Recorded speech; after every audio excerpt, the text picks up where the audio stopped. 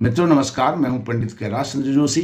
यदि आप अपनी जन्म पत्रिका का विश्लेषण प्रिडिक्शन कराना चाहते हैं, कुंडली मिलान कराना चाहते हैं, एक्स्ट्रा मैरिटल अफेयर्स का समाधान चाहते हैं, भवन निर्माण, शिलान्यास, भूमि पूजन का मुहूर्त जानना चाहते हैं, विवाह, जनेऊ, यज्ञोपवीत, मुंडन आदि का मुहूर्त जानना चाहते हैं और हमारे द्वारा ज्योतिष सीखना चाहते हैं तो वीडियो पर चल रहे नंबर पर आप संपर्क कर सकते हैं।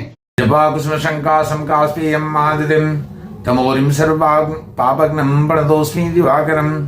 मित्रों नमस्कार, मैं हूं पंडित कैलाश चंद्र जोशी और आप देख रहे हैं मेरा यूट्यूब चैनल संस्कृत विशेष। मित्रों, आज मैं मिथुन राशि के जातकों के लिए लेकर के आया हूं सूर्य नारायण भगवान का राशि परिवर्तन गोचर।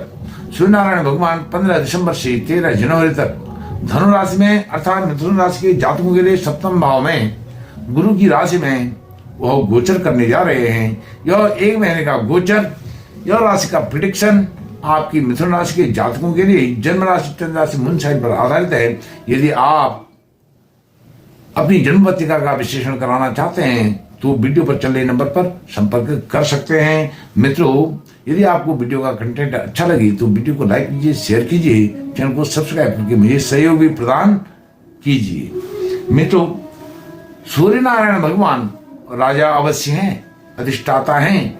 इस नवग्रह मंडल के ही नहीं, संपूर्ण संसार के अधिष्ठाता हैं। जब सूर्योदय होता है, देखिए सब में एक एनर्जी, नया उमंग, नया जीवन, नया उत्साह मिलता है। जैसे सूर्य नारायण भगवान अस्त होते हैं, सब सुप्तावस्था में आ जाते हैं, सब सोने का प्रयास करते हैं, आलस में आ जाते हैं, निद्रा में आ जाते हैं, प्रमाद में आ जाते हैं, काम क्रीड़ा में आ जाते हैं। तो यह सूर्य नारायण भगवान की ऊर्जा है, वह आपके सप्तम भाव में, आपके पति पत्नी के भाव में, आपके पार्टनरशिप के भाव में, आपके बिजनेस पार्टनर के भाव में जा रहे हैं। तो यहां जागृति उत्पन्न करने वाले हैं और गुरु के घर में जा रहे हैं। गुरु का घर देखिए, वह जैसे मैंने बताया वह अधिष्ठाता है, राजा हैं, सर्वे सर्वा हैं, संपूर्ण ब्रह्मांड के और नवग्रह मंडल के अधिष्ठाता होकर के भी उनके भी अपने एक गुरु हैं।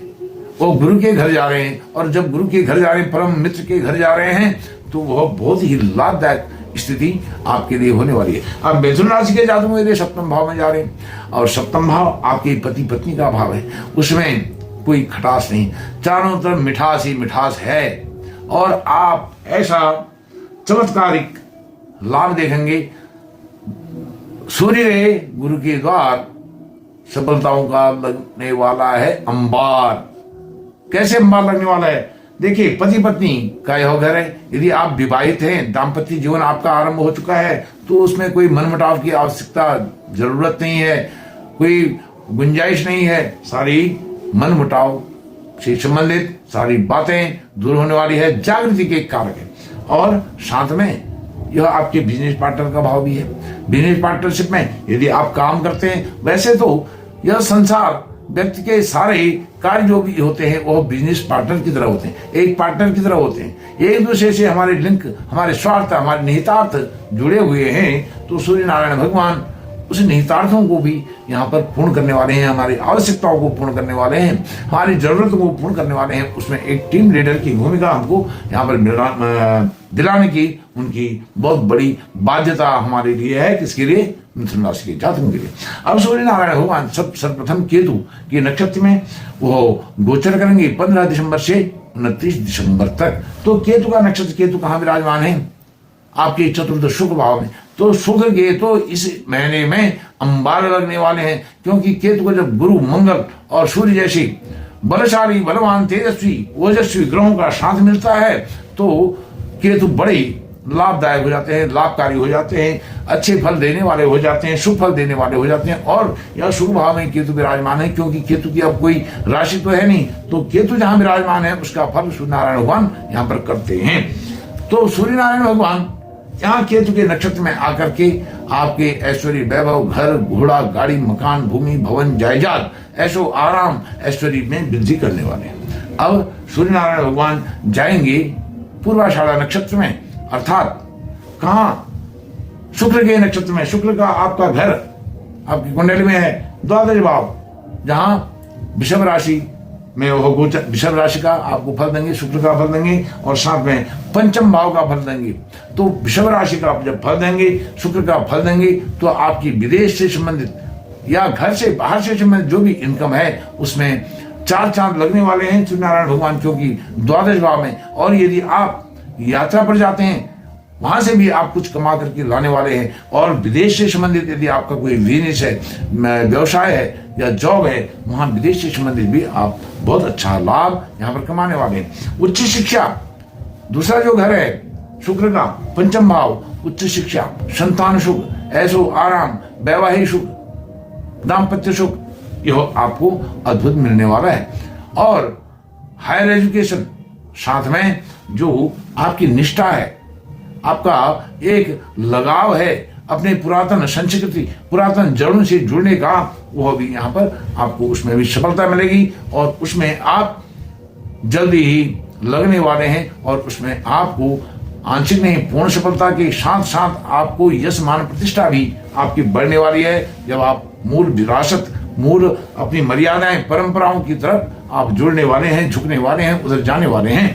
तो अब सूर्य नारायण भगवान यह आपके तृतीय हैं, सिंह राशि के स्वामी होकर के नवम भाव में अर्थात नवम राशि में विराजमान है। अर्थात सूर्य नारायण भगवान अपनी राशि से, अपने भाव से, अपने घर से पंचम भाव में विराजमान है। तो यह भी आपके लिए बहुत अच्छा लाभकारी यहाँ पर सिद्ध होने वाला है। तृतीय भाव का पराक्रम, पुरुषार्थ, परिश्रम में भी चार चांद लगाने वाले हैं। टूरिज्म में बहुत अच्छा करने वाले हैं। भाइयों के साथ अच्छा सौहार्दपूर्ण होने वाला है, क्योंकि सूर्यनारायण भगवान गवर्न करते हैं सारे ग्रह मंडल को ही नहीं, पूर्ण संसार को भी वो गवर्न करते हैं और संचालित करते हैं, उसमें शासन करते हैं, उसके अधिष्ठाता हैं, प्रशासन करते हैं, सत्ता उनकी चलती है। तो यहाँ पर वो तृतीय भाव को भी जागृत कर रहे हैं। भाइयों में, सहोदरों में, पास के पड़ोस के लोगों में आपका बहुत अच्छा डंका यहाँ पर बजते हुए दिखाई दे रहा है। अब सूर्य नारायण भगवान आपकी राशि को देख रहे हैं पूर्ण दृष्टि से, पूर्ण दृष्टि से देख रहे हैं, अर्थात मिथुन राशि, मिथुन राशि के जातकों के लिए देखिए, सूर्य नारायण भगवान जब कन्या राशि में आए 15 सितंबर के बाद, तब से मिथुन राशि के जातकों के लिए सूर्य नारायण भगवान का गोचर अच्छा शुभ फल देने वाला नहीं रहा है। क्योंकि जब कन्या राशि में आए तो वो नीचा भी राशि हो गई, फिर उसके बाद वो नीच के हो गए 1 महीने, और फिर उसके बाद वो छठे भाव में आ गई। और इस प्रकार से वो आते आते आते 90 दिनों के बाद आपके सप्तम भाव में आ रहे हैं। सप्तम भाव को जागृत करने के साथ साथ आपके व्यक्तित्व में निखार दे रहे हैं।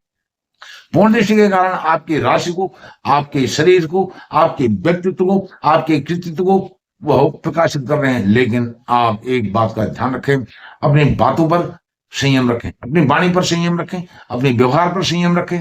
आप जो ओजस्वी हैं, तेजस्वी हैं, उसका आप ना जाए, उसको व्यवहार में ना लाएं, क्योंकि वाणी के चलते आपके बनते हुए कार्य भी बिगड़ सकते हैं। आवेश में मत आइए और धीरे धारण कीजिए। धैर्य धारण करने का फल बहुत मीठा होता है।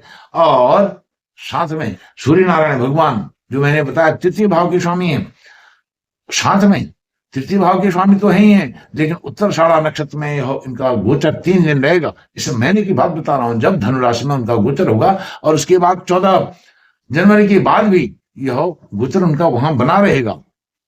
कहां? उत्तराषाढ़ा नक्षत्र में, अपने ही नक्षत्र में। तो अपने ही नक्षत्र में अपनी राशि के स्वामी हैं और अपने ही जब नक्षत्र में जा रहे हैं तो अपने घर को तो चमकाएंगे। आपका पुरुषार्थ, आपका कर्म, आपकी कर्मठता, आपका परिश्रम और आपका जो यह सब चीजें हैं वो पराकाष्ठा को प्राप्त होने वाली।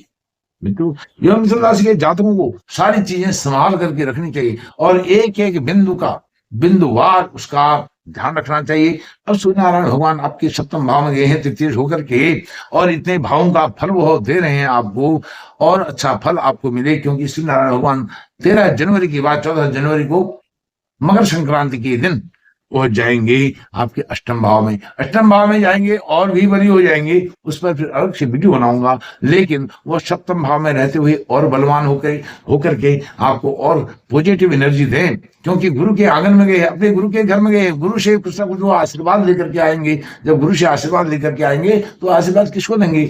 वो